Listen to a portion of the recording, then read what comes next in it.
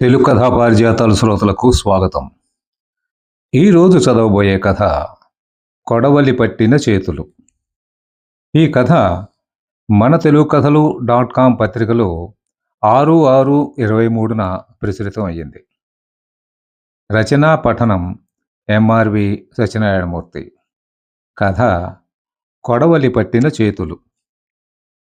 ఓ శాంతమ్మా, ఈ పండక్కైనా మీ బావ నీకు ఓ చీర కొంటాడా? అడిగింది రంగమ్మ. కొడవలితో వరి మొక్కలను కోస్తున్న శాంతి ఏం మాట్లాడలేదు. మళ్ళీ రంగమ్మే, ఏవే శాంతమ్మా, మాట్లాడవే అంది. "ఉమ్, నా పేరు శాంతమ్మ కాదు, శాంతి అని నీకు చాలాసార్లు చెప్పాను. అందుకే నేను మాట్లాడలేదు" అంది శాంతి చిరుకోపంగా. అది చూసి రంగమ్మ గట్టిగా నవ్వింది. "నీ కోపం మా మీదేనే. మీ బావ వస్తే కుక్క పిల్లలా ఆడెనకే తిరుగుతావు. ఇంతకీ చీర సంగతి చెప్పలేదు" అంది రంగమ్మ.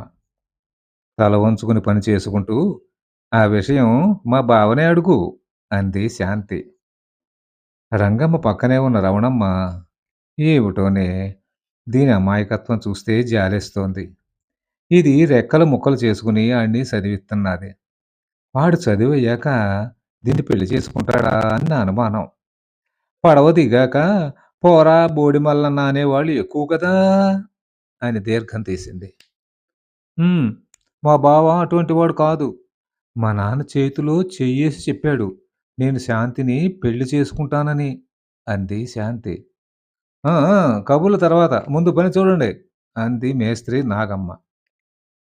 ఆ మాటకి అందరూ గబగబా పనిచేయడం మొదలుపెట్టారు. సాయంత్రానికి రెడ్డిగారి పొలం మొత్తం కోసి పనులు కట్టి ఇళ్లకు వెళ్ళారు. శాంతికి మేనత్త కొడుకు మనోహర్. చిన్నప్పుడే తల్లి తండ్రి చనిపోతే శాంతి తండ్రి నారాయణ శివపురం తీసుకొచ్చి పెంచి పెద్ద చేశాడు. మనోహర్ డిగ్రీ చదువుతూ ఉండగా రోడ్ యాక్సిడెంట్లో నారాయణ చనిపోయాడు. శాంతి బాధ్యత తను వహిస్తానని, పెళ్లి చేసుకుంటానని మేనమామ చనిపోయే ముందు మనోహరు వాగ్దానం చేశాడు. తండ్రి చనిపోవడంతో కూలి పనికి వెళ్ళి ఆ డబ్బులతో జీవిస్తోంది శాంతి. మనోహరు డిగ్రీ అయ్యాక ఎంఏ చదవాలని ఉంది అంటే శాంతి తన బంగారం అమ్మేసి అతనికి ఫీజులు కట్టింది. మనోహర్‌కి డబ్బులు పంపడం కోసం ఉదయాన్నే పాల ప్యాకెట్లు వేసి ఆ డబ్బు అతనికి పంపేది. బావే సర్వస్వంగా బతుకుతోంది శాంతి. శాంతి ఎంతో ఆతృతగా ఎదురుచూసిన ఆ సంక్రాంతి పండుగకు మనోహర్ వచ్చాడు. కానీ ఇంకో అమ్మాయిని తీసుకుని వచ్చి తన క్లాస్‌మేట్ కల్పన అని శాంతికి పరిచయం చేశాడు. మధ్యాహ్నం భోజనాలయ్యాక శాంతి వంటింట్లో ఉంది. మనోహరు, కల్పన హాలులో ఉన్నారు. శాంతికి తెలియకూడదని ఇంగ్లీష్‌లో మాట్లాడుకుంటున్నారు వాళ్ళిద్దరూ.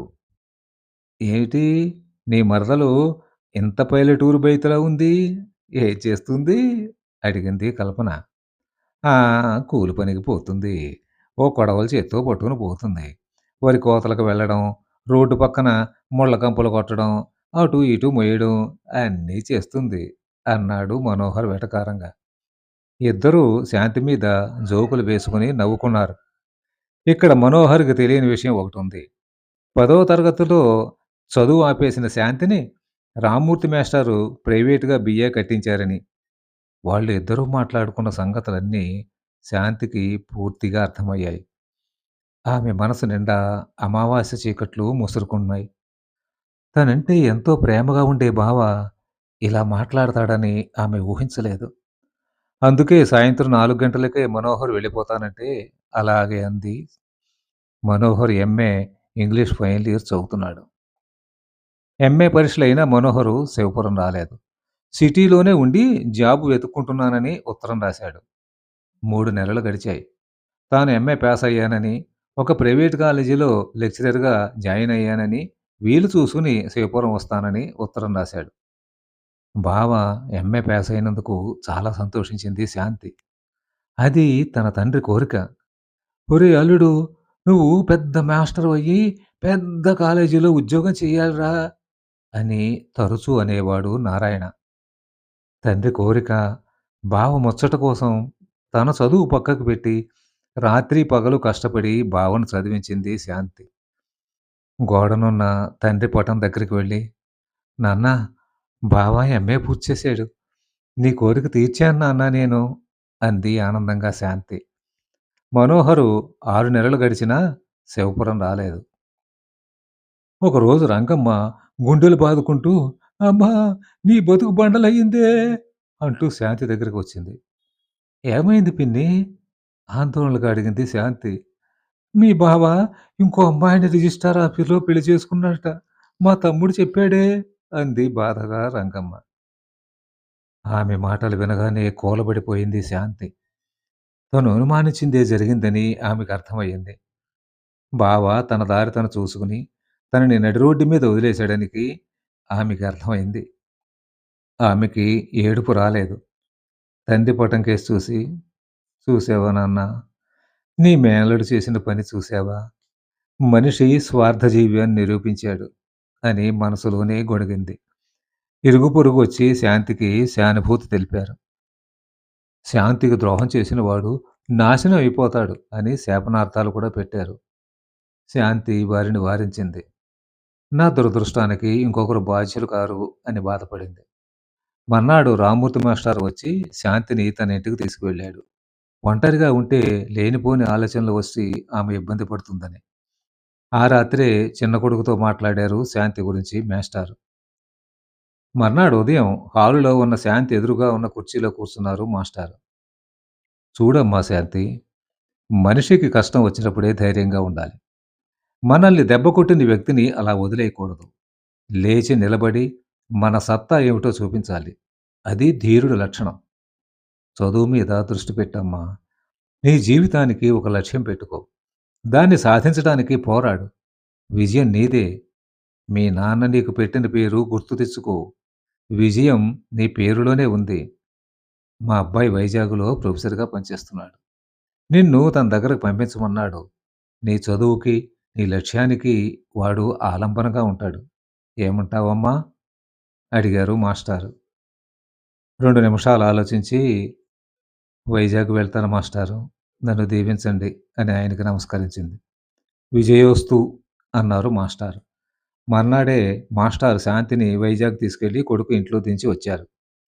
అప్పుడప్పుడు వెళ్ళి శాంతిని చూసి వస్తున్నారు.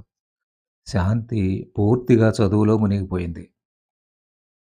కాలచక్రంలో 10 ఏళ్లు గిర్రున తిరిగాయి.